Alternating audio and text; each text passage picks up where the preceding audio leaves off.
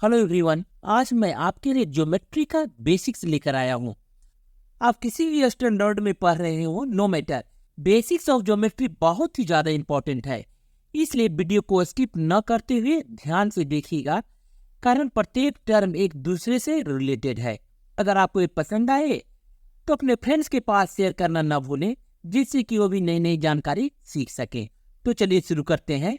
सबसे पहले पॉइंट जो है किसी पोजीशन को इंडिकेट करता है, लेकिन पॉइंट का कोई डायमेंशन नहीं होता।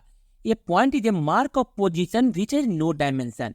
यहाँ देखें, मैंने एक पॉइंट दिया, यह एक पोजीशन को इंडिकेट कर रहा है, लेकिन इसका कोई डायमेंशन नहीं है, या कह लें इसका कोई साइज या शेप नहीं है। ये तो होगी पॉइंट की बात। अब पॉइंट के बारे में कुछ इंटरेस्टिंग बातें भी हम लोग जानते हैं। सपोज कर ले कि कोई पॉइंट एक दिया हुआ है, इस पॉइंट से कितने लाइन ड्रॉ किए जा सकते हैं। आप वीडियो को पॉज करें और कमेंट में इसे जरूर लिखें। अब यहाँ देखें, इस पॉइंट से यानी जितना हो इनफिनाइट लाइन इसे खींची जा सकते हैं। इतने लाइन खींची जा सकते हैं जिसकी कि आप काउंटिंग ही नहीं कर सकते। हम लोग कह सकते हैं कि infinite line can be drawn from A given point. ये तो रही वन पॉइंट की बात। अगर 2 पॉइंट दिया हुआ हो तो इसे कितने लाइन खींचे जा सकते हैं। यहाँ देखिए, 2 पॉइंट ए एंड बी दिया हुआ है और दोनों के बीच हम लाइन खींच रहे हैं, यानी 1 एंड ओनली 1 लाइन इसे खींचे जा सकते हैं। अगर 3 पॉइंट ए बी एंड सी दिया हुआ हो तब इसे कितने लाइन खींचे जा सकते हैं। यहाँ भी देखें, ए बी एंड सी से ओनली 1 लाइन खींचे जा सकते हैं, लेकिन तब जब पॉइंट कोलिनियर हो। कोलिनियर यानी समरेखीय हो, एक ही रेखा में हो। अगर पॉइंट ए बी एंड सी इस तरीके से हो जो कि कोलिनियर नहीं है, तो इसको हम नॉन कोलिनियर पॉइंट कहते हैं। यहाँ देखें, हम लोग पॉइंट के बारे में बात कर रहे हैं, लेकिन एक ऐसा टर्म है जो कि बार बार आ रहा है। आपने भी गेस किया होगा। आप कमेंट में लिखिए कि वो टर्म कौन सा है और क्या आप उसके बारे में जानते हैं। और वो टर्म है लाइन। अब हम लोग लाइन को देखते हैं।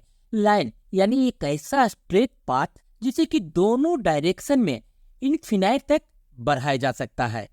शॉर्ट में इसे ये कर ले कि एक ऐसा स्ट्रेट पाथ जिसका कोई एंड पॉइंट नहीं होता। यहाँ एरो आपको दिखाई दे रहा है। एरो का मतलब है कि इसका कोई एंड पॉइंट नहीं है, आप इसे इनफिनाइट तक बढ़ा सकते हैं। लाइन को लिखते कैसे हैं, यहाँ देखिए, लाइन ए बी है तो लाइन ए बी पहले लिखेंगे और ए बी के ऊपर में ये लाइन का सिंबल दे देंगे। ये लाइन ए बी को इंडिकेट करता है।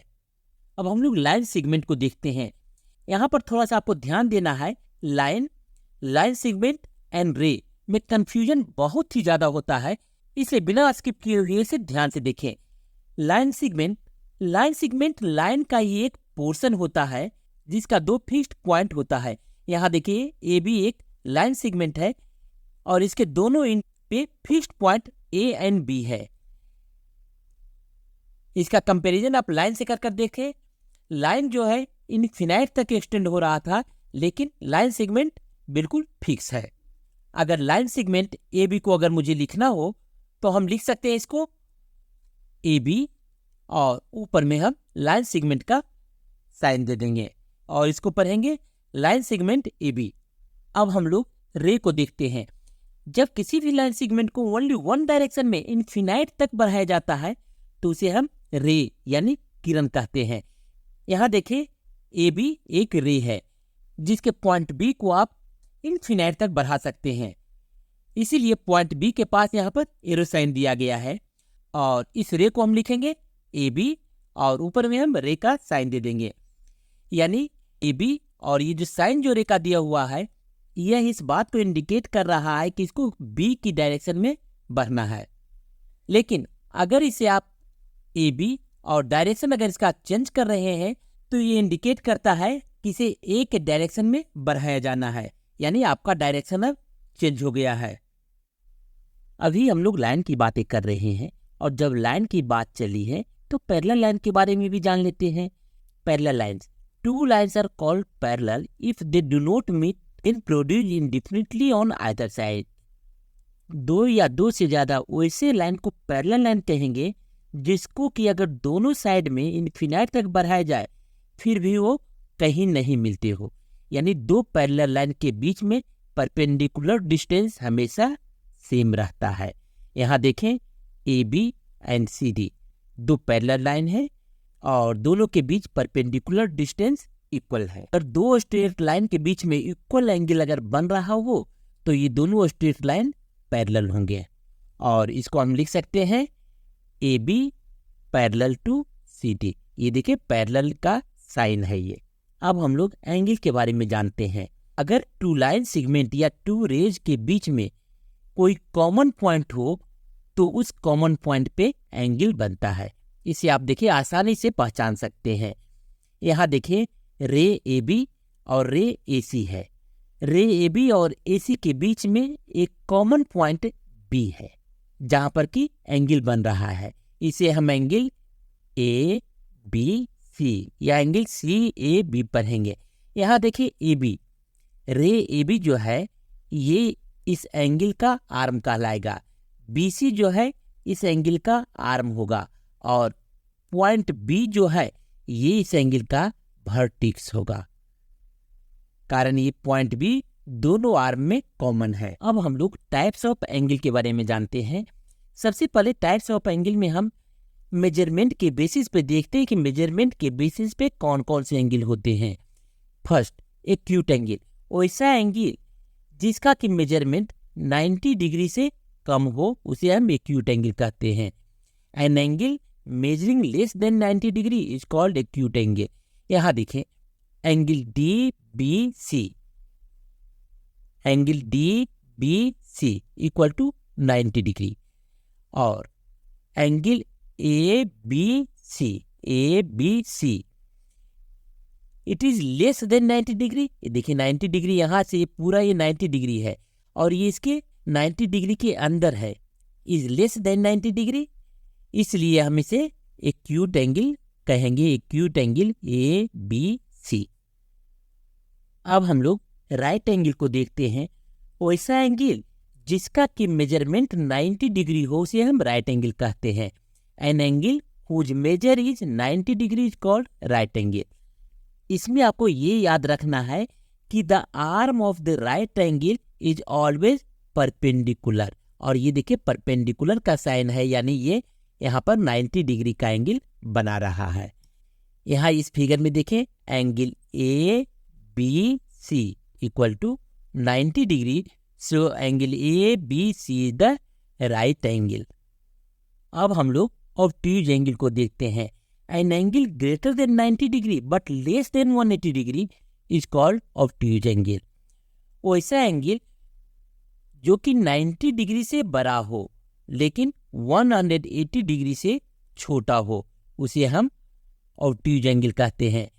यहाँ देखें angle D B C is the 90 degree but angle A B C is greater than 90 degree. यहाँ देखिए ये 180 डिग्री बन रहा है, so it is less than 180 degree. और angle A B C is the obtuse angle. अब हम लोग स्ट्रेट एंगल के बारे में जानते हैं। वैसा एंगल जो कि टू राइट एंगल के बराबर हो, शॉर्ट में हम ये कह सकते हैं वैसा एंगल जिसका कि मेजर 180 डिग्री हो उसको हम स्ट्रेट एंगल कहते हैं। An angle equal to two right angles, यहाँ देखें angle D B C one right angle है, and angle D B A दूसरा राइट एंगल है, और एंगल डी बी सी का मेजरमेंट राइट एंगल होने के कारण 90 degree, angle D B A का मेजरमेंट भी 90 degree, 90 degree plus 90 degree equal to 180 degree, और 180 डिग्री यहाँ पे हो रहा है इसलिए इसे हम स्ट्रेट एंगल कहेंगे।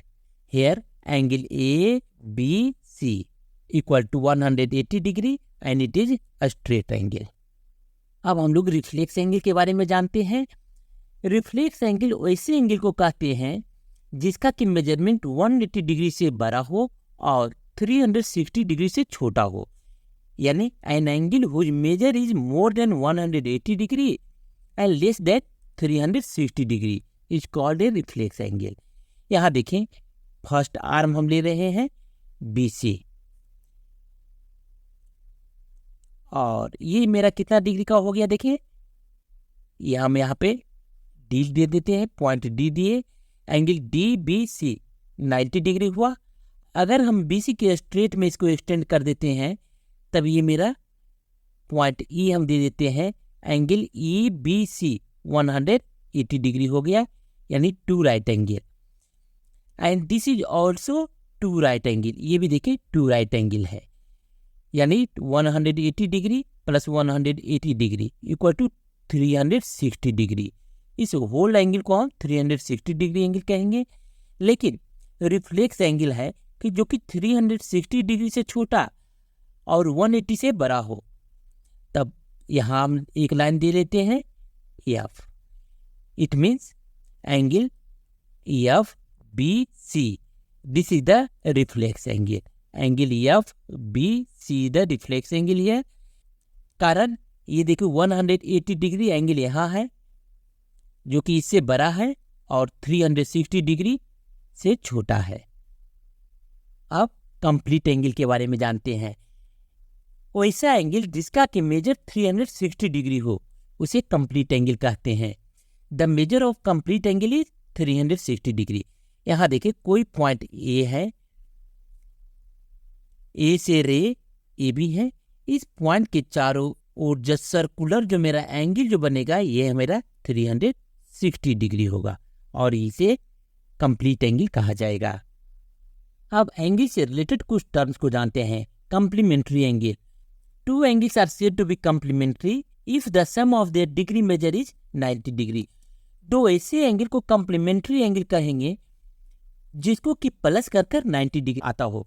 सपोज करें कि एंगल दिया हुआ है हमें 30 डिग्री, 30 डिग्री का मुझे कंप्लीमेंट्री एंगल फाइंड करना है, तब क्या करेंगे 90 minus 30 degree equal to 60 degree, यानी 30 डिग्री और 60 डिग्री दोनों कंप्लीमेंट्री एंगल है, कारण दोनों को प्लस कर 90 डिग्री आ रहा है। 50 डिग्री दिया हुआ है तो 50 डिग्री का कंप्लीमेंट्री एंगल कौन होगा? वीडियो को पॉज कर आप भी साथ में बनाएं और कमेंट में इसका आंसर जरूर लिखें। अब यह है कि 50 में कितना प्लस किया जाए कि ये 90 बन जाए, तो 50 प्लस 40 यानी 40 डिग्री एंड 50 डिग्री दोनों कंप्लीमेंट्री एंगल है, कारण दोनों को प्लस कर 90 डिग्री आ रहा है। अब सप्लीमेंट्री एंगल के बारे में जानते हैं। 2 angles are said to be supplementary if the sum of their degree measure is 180 degree. 2 ऐसे एंगल को सप्लीमेंट्री एंगल कहेंगे जिसको कि प्लस कर 180 डिग्री आता हो, जैसे 110 प्लस 70 डिग्री इक्वल टू, अब दोनों को प्लस करते हैं तो 180 डिग्री आ रहा है, यानी 110 degree and 70 degree both are supplementary angle. Exam में इसको ऐसे फाइंड करने के लिए देता है, find the supplementary angle of 60 degree. 60 degree का सप्लीमेंट्री एंगल फाइंड करना है। सप्लीमेंट्री एंगल में 2 एंगल को प्लस कर 180 डिग्री आता है, इसलिए 180 में से 60 को माइनस करेंगे, माइनस कर होगा 120 डिग्री, यानी 60 degree and 120 degree both are supplementary angle. Complementary and supplementary दोनों को याद रखने में स्टूडेंट बहुत ही ज़्यादा कंफ्यूज होते हैं, लेकिन आपको इस तरीके से याद रखना है। कंप्लीमेंट्री इंग्लिश अल्फाबेट में पहले आ रहा है, इसलिए यहाँ पे 2 एंगल को प्लस कर 90 डिग्री होगा। सप्लीमेंट्री इंग्लिश अल्फाबेट में बाद में आ रहा है, इसलिए यहाँ पे 2 एंगल को प्लस कर 180 डिग्री होगा। अब हम लोग एडजेसेंट एंगल के बारे में जानते हैं। 2 angles are said to be adjacent if they have a common vertex and a common arm between 2 other arms. यहाँ देखें, angle ABC and angle DEF। यहाँ देखिए 2 एंगल मैंने बनाया है, इस 2 एंगल में कोई भी कॉमन नहीं है, न इसका वर्टेक्स, ये इसका वर्टेक्स देखिए पॉइंट E है, इसका वर्टेक्स पॉइंट B है। इसके आर्म जो है अलग अलग है, इसके आर्म DE एंड EF है और इसके आर्म AB एंड BC है। इसलिए ये दोनों एडजेसेंट एंगल नहीं होंगे। एडजेसेंट एंगल देखें, angle point B C A, angle A B C, और यहीं से अगर कोई दूसरा एंगल निकल गया, angle A B D, these two angles are adjacent angle because it has a common vertex. vertex देखिए यहाँ दोनों का कॉमन है, एंड वन आर्म दोनों में कॉमन है। Arm A B angle A B C में भी है और एंगल ए बी डी में है, इसलिए एंगल डी बी ए और एंगल सी बी ए को हम एडजेसेंट एंगल कहेंगे। अब हम लोग लीनियर पेयर एंगल देखते हैं। A pair of adjacent angle is said to form a linear pair if the outer arm of the angle lie on the same line. Adjacent angles का वैसा pair जिसका कि outer arm only one line में हो, उसे हम linear pair angle कहते हैं। यहाँ देखें, angle P Q R and O, यहाँ पर angle P Q R and angle R Q O, ये दोनों एडजेसेंट एंगल है और ओ क्यू पी एक ही लाइन में है, इसलिए लीनियर पेयर एंगल हो गया। Second thing, linear pair angle में P Q R plus R Q O, angle R Q O equal to 180 degree. Linear pair angle जिसमें कि दो एंगल रहता है, अगर इसको हम मेजर करेंगे तो 180 डिग्री आएगा। अब वर्टिकली अपोजिट एंगल देखते हैं। The angle opposite to common vertex form by the intersection of two lines having no common arm are called vertically opposite angle. जब दो लाइन के इंटरसेक्शन से जब कोई एंगल बनता है तो कॉमन जो वर्टेक्स है उसके अपोजिट जो एंगल बनता है, इसको वर्टिकली अपोजिट एंगल कहते हैं। यहाँ देखिए, ए ओ डी सी बी, यहाँ पर angle A O D is vertically opposite angle to B O C, angle B O C, and angle A O C vertically opposite to angle D O B. एक बात यहाँ पे और भी याद रखना है, vertically opposite angle are always equal. जितना मेजरमेंट, अगर इसका 90 डिग्री मेजरमेंट है तो इस एंगल का भी 90 डिग्री ही मेजरमेंट होगा। यहाँ पर जितना मेजरमेंट एंगल एओसी का होगा उतना ही एंगल डीओबी का होगा, इसलिए यहाँ पर angle AOD equal to angle BOC and angle AOC equal to angle DOB हो जाएगा। Perpendicular, two lines are said to be perpendicular to each other if they contain an angle of 90 degree. यहाँ देखिए, line A B है जिसको line C D cut कर रहा है point ई पर और एंगल 90 डिग्री का यह बना रहा है, तब हम कह सकते हैं C E is perpendicular to A B और C D is perpendicular to A B, कारण यहाँ पर एंगल 90 डिग्री का बन रहा है। अगर आपको ये वीडियो पसंद आया हो तो इसका पार्ट 2 देखना ना भूलें और अपने फ्रेंड्स के पास इसे शेयर जरूर करें, जिससे कि वो भी बेसिक्स ऑफ ज्योमेट्री जान सके। Thank you.